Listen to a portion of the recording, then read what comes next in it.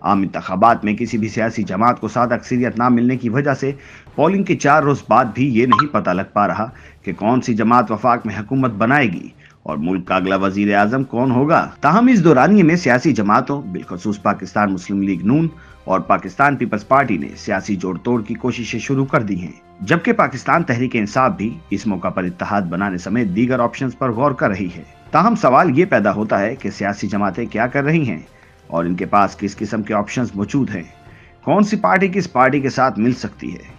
انتخابی نتائج کے مطابق اس وقت کسی جماعت کے پاس اتنی سیٹیں نہیں ہیں کہ وہ خود تنہا ہی حکومت بنا لے، یا سادہ الفاظ میں کوئی جماعت سادہ اکثریت حاصل نہیں کر پائی ہے۔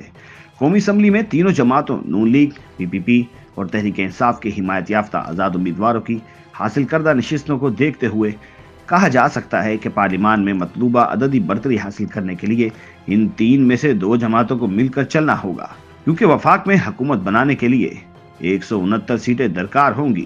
بظاہر سب سے بڑا آپشن یہی نظر آ رہا ہے، پیپلز پارٹی اور مسلم لیگ نون مل کر حکومت سازی کریں گے، مگر دوسری جانب سیاست میں کچھ اٹل نہیں اور کل کے سیاسی دشمنوں کا مل بیٹھنا شاید بعید القیاس نہ ہو۔ آپشن 1 یہ ہو سکتا ہے کہ پی ٹی آئی، ایم کیو ایم سمیت چھوٹی جماعتوں سے مل کر حکومت بنائے، مگر اس صورت میں اسے 1 سے زائد جماعتوں کے ساتھ اتحاد بنانا ہوگا۔ ایک امکان جو زیر غور ہے وہ یہ ہے کہ پی ٹی آئی کے حمایت یافتہ امیدوار مخلوط حکومت بنانے کی کوشش میں کسی چھوٹی پارٹی میں شامل ہو سکتے ہیں۔ یہ تحریک انصاف کی نشستوں کو ایک پلیٹ فارم پر یکجا کرنے اور حاصل کردہ جنرل نشستوں کی بنیاد پر خواتین اور اقلیتوں کے لیے قومی اسمبلی کی مخصوص نشستیں حاصل کرنے کے لیے بھی ضروری ہے۔ تاہم سیاسی مبصرین کے مطابق اس بات کا بہت زیادہ امکان ہے کہ پی ٹی آئی مخلوط حکومت بنا سکے گی، کیونکہ چھوٹی جماعتوں کے ساتھ اتحاد بھی انہیں درکار عددی اکثریت سے محروم رکھے گا۔ پی ٹی آئی کے لیے ان چھوٹی جماعتوں تک پہنچنے کا کوئی عددی فائدہ نہیں ہے، ماں سوائے اس کے کہ کسی پارٹی میں قدم جمانے کی قانونی ضرورت ہو۔ فرض کریں پی ٹی آئی متحدہ قومی موومنٹ کے ساتھ اتحاد کا فیصلہ کرتی ہے، ایسی صورت میں دونوں جماعتوں کی کل نشستیں 109 ہو جائیں گی۔ اس کے بعد انہیں خواتین اور اقلیتوں کے لیے مخصوص نشستیں الاٹ کی جائیں گی۔ پاکستانی قوانین کے مطابق ہر 3.5 جنرل سیٹوں کے مقابلے میں خواتین کی ایک مخصوص نشست کسی بھی پارٹی کو الاٹ کی جاتی ہے، مگر اس صورت میں بھی پی ٹی آئی کے پاس واضح برتری نہیں ہوگی۔ وفاق میں حکومت سازی کا دوسرا آپشن یہ ہے کہ مسلم لیگ نون اور پیپلز پارٹی اتحادی حکومت بنائیں۔ انہی آپشنز پر غور کے لیے سیاسی جماعتیں رابطے کر رہی ہیں۔ کہیں کہیں کنفیوژن بھی ہے، مثلا مسلم لیگ نون کی جانب سے یہ تاثر دیا گیا کہ پاکستان پیپلز پارٹی نے ان کے ساتھ حکومت اتحاد میں بیٹھنے کا فیصلہ کیا ہے۔ بعد ازاں پیپلز پارٹی نے اس تاثر کو قطعی طور پر رد کیا۔ مسلم لیگ نواز نے اتوار کو متحدہ قومی موومنٹ کے وفد سے بھی ملاقات کی۔ اطلاعات کے بعد پاکستان مسلم لیگ نون کی مرکزی سیکرٹری اطلاعات مریم اورنگزیب نے بیان دیا کہ ان کی جماعت اور ایم کیو ایم کے درمیان مل کر چلنے پر اصولی اتفاق ہو گیا ہے۔ البتہ خالد مقبول صدیقی نے کہا کہ ابھی تک یہ فیصلہ نہیں ہوا کہ ان کی جماعت مسلم لیگ نواز کے ساتھ ہی بیٹھے گی۔ جہاں ایک طرف مسلم لیگ نون نہایت تیزی کے ساتھ رابطوں کا سلسلہ شروع کیے ہوئے ہے، وہیں پاکستان پیپلز پارٹی پھونک پھونک کر قدم رکھتی دکھائی دیتی ہے، اور سینٹرل ایگزیکٹو کمیٹی کے اجلاس کے پہلے دور میں جہاں پیپلز پارٹی کے اتحادی حکومت کا حصہ بننے پر تبادلہ خیال کیا گیا ہے، وہیں پیپلز پارٹی کے اپوزیشن میں بیٹھنے بارے بھی مشاورت کی گئی۔ وفاق میں حکومت سازی کا تیسرا آپشن یہ ہے کہ تحریک انصاف اور پیپلز پارٹی مل کر حکومت تشکیل دیں۔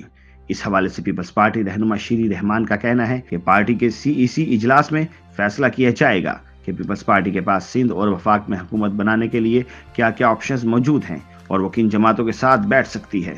اس سوال پر کہ کیا وہ پی ٹی آئی کے ساتھ بھی بات چیت کو تیار ہیں، انہوں نے کہا کہ پاکستان پیپلز پارٹی کے دروازے تمام سیاسی افراد کے لیے کھلے ہیں۔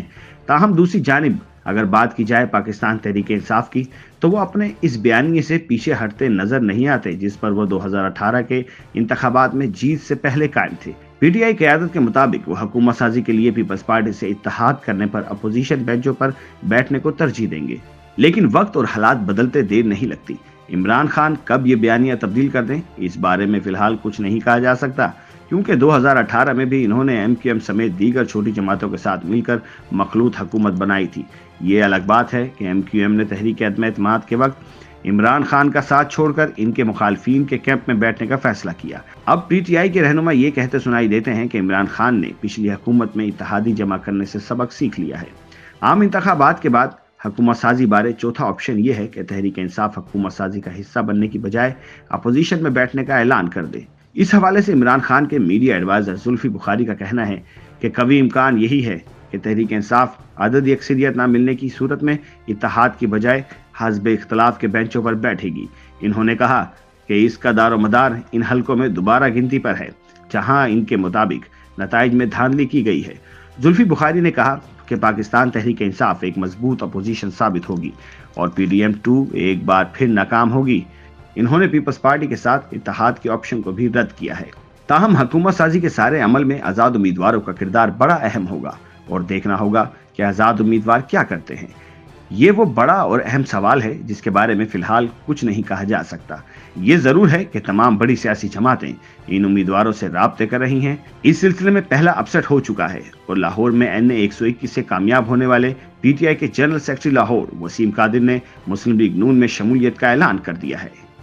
YouTube पर गूगली न्यूज देखने के लिए youtube.com की सर्च बार में गूगली न्यूज TV टाइप करें। गूगली न्यूज के पेज पर सुर्ख रंग के सब्सक्रिप्शन वाले बटन पर क्लिक करना ना भूलिए। YouTube पेज पर अपलोड होने वाली वीडियोस से बाखबर रहने के लिए बेल आइकन पर क्लिक कीजिए। आपको हर नई वीडियो के बारे में नोटिफिकेशन मौसूल हो जाएगा।